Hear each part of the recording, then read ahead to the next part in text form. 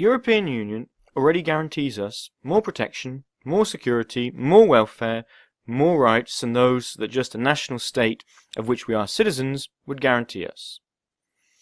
But apart from not being completely perfect, like any human institution, there are certain specific limitations that prevent it doing more and better. It's necessary then that citizens know them in order to be able to discuss them and to decide how to overcome these problems. So let's have a look at some of these problems in more detail. The first limitation resides specifically in the EU's capacity to take out and then carry out decisions. This limitation is due to the institutional architecture of the Union, as we've already pointed out several times, in the legislative and the executive fields. Where we have the supranational method, we have European legitimacy. We have majority voting with the protection of minorities. We have transparent and participatory decision-making processes. And we have actions taken in the European interest. Compare that with where we have intergovernmental methods. There we have an accumulation of national legitimacies. We have diplomatic dealings that are not transparent and based on power relations. We have the method of consent or unanimity. We have the search for the lowest common denominator that brings with it watered-down compromises concerning the European interest. It's as if, in fact, two different Europes exist under the same name of the EU. And this makes it difficult for citizens to understand who is responsible for what doesn't work. The other limitations are closely linked to the former. Moreover, they're a direct consequence of it. One of the most obvious, even if rarely acknowledged, concerns the budget. Outgoings, that's to say the way of spending the resources of the EU budget, they're decided by the supranational method. Income, that's to say the amount and type of resource that makes up the budget, that's decided and managed in an intergovernmental fashion. The tax revenue, the power to raise finance on the markets, remain exclusively concentrated at the national level.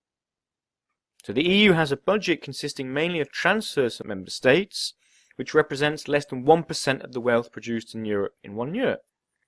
Different member states normally have budgets that vary between a little less and a little more than half the wealth produced. Yet the EU spends almost all its budget on productive investments, creating future development, while member states spend most of their budget on current spending, and to a large degree on repaying the interest on their debts. So, we should remember this when we hear talk about European solidarity, about boosting the economy via investment in employment and sustainable growth, about plans for development cooperation that can truly eradicate the causes of mass migration from Africa and the Middle East. These are concrete examples of European interests that the EU has not yet got the means and the power to fully achieve, but that could not be achieved by simply coordinating the means and the power of individual member states. The same can be said, moreover, of the greatest limitations on the capacity of the EU to guarantee us security and to represent and act for Europeans in the world. It's true we have a high representative for foreign affairs and security policy, but the decisions remain substantially at the mercy of intergovernmental methods that, behind the rhetoric of common declarations, allow room for short-term divergences of interest and prevents the European interests from being achieved. So a striking example here is the amount of military expenditure of EU states is almost half the military budget of the US and similar to that of China. With a single European defence, huge public resources would be saved and Europe would play a much greater political role in the world. The problem is that in this area, an effective European sovereignty means replacing and not only adding to the ineffective and quarrelsome national sovereignties. Without a single and authoritative voice, Europe is condemned to irrelevance on the global geopolitical scene, and that fuels, instead of resolving, the crises that come thick and fast all over the world. How can the EU's voice of credibility if only individual members sit on the Security Council, or on the Board of Governors of the IMF and the World Bank? How can we claim that the EU acts with supranational effectiveness to bring peace to the Middle East, to defuse terrorism, to help democratic transition in Africa, to set up an equal partnership with the African Union, to reinforce that, to contain the threatening geopolitical ambitions of Putin's Russia.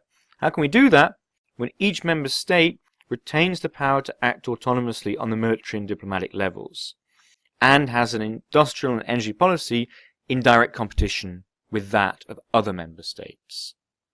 So whether it's a question of security and diplomacy, or of the budget and of the economy, the intergovernmental method prevents the most important and vital topics in a democratic society from becoming the subjects of a real European electoral debate, in which the argument would not be between propaganda for and against the EU in itself, but between various concrete political proposals to respond to our collective problems. That's where the democratic paradox of the EU lies. In matters that are decisive for the common good of Europeans, citizens are called upon to pronounce only on national political proposals. On the other hand, this paradox is at the heart of the very treaties that are the foundation of the EU.